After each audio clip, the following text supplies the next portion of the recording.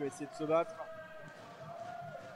Avec le soutien d'Alexandre Ferret, lui de retour. Oh, l'ouverture du score rotelloise. Ça a été très vite en contre. Il était un petit peu scotché. Il n'a pas été vers la cage. Attention, derrière se lancer qui était lointain, la déviation. Finalement, la récupération qui se lançait. Ouais, et à la vue, il y avait Skoloud sur le lancer de Moscou, repoussé second par le.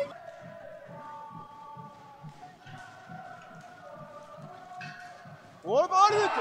Ah, le but, malheureusement, il n'est pas permis sur ce coup-là. Bousnak avec ce palais qui est venu taper le poteau. Fou. Poteau bien joué du poteau qui attrape pas le cadre. Et les Canets qui vont la perdre. Les Canets qui vont la perdre. Et derrière qui vont être finis avec le but de Marek Mosko. 4-0. 13 joueurs rotellois. Il avait télescopé un peu. En tout cas, c'est calmé assez vite. Ça repartait avec cette pénalité. Le but sur cette supériorité numérique des Canets, c'est Théo Fontanille qui marque. Ça va peut-être relancer. Qui n'a pas donné grand chose côté Rotel. Ça n'a pas été forcément le powerplay le mieux négocié. Mais attention, parce que les Rotellois sur une action sont capables de marquer. Mais voilà, avec speed pour dévier ce palais.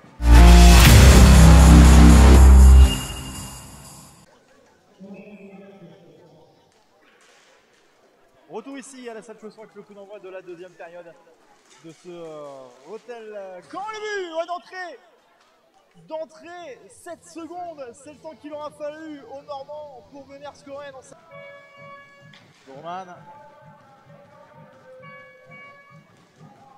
Et le but rotellois. La réponse au but précoce, ça va revenir. Novak, Yacoub Novak. Lucas Novak maintenant pour Yacoub. Lancé sous la barre de portée de Yacoub Novak. Vous va bien se passer au tableau d'affichage. Si les Canets viennent à marquer une ou deux fois, c'est peut-être pas sûr. Mais oh le jeu. Et là, ça a laissé Loap scotché. Le décalage de jeu collectif. On va voir du dégât physique en prime. Oh le ballon avec l'aide du montant, un peu tout à l'heure, à l'image du but. Il y en a deux d'ailleurs qui se terminent, celle de Bourman et voilà, sur le ballon. Sachez que Vierzon mène face à Épernay 5 buts à 2 et pour un match qui vient de démarrer un peu plus tard que les autres à 21h le but. Le but avant ça, le but rotellois de l'écran. Vous pouvez laisser vos messages, connecter, si c'est pas le cas, c'est gratuit, ça prend peu de temps et puis ensuite vous pouvez interagir tous ensemble. Le but. Il ne faudra pas retenir ça évidemment de la prestation en côté Canet.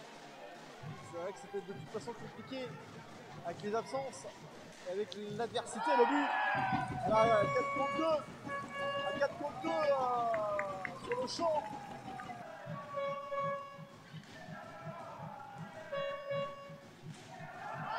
Et le but pour Rotel, le 13e.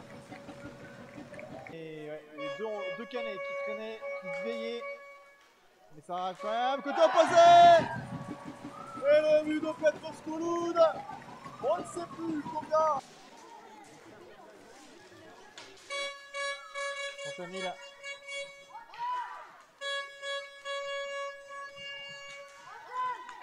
Le soutien de Bouchement, le but. Est-ce que c'était Laure qui glisse ce palais au fond? Sans doute. Quelques interventions également. Voilà, la relance ratée dans l'axe. Novak, oh, qui va punir? Eh ouais, palais perdu dans l'axe comme ça. Lucas Novak qui récupère, c'était vraiment pas réuni pour les Canets.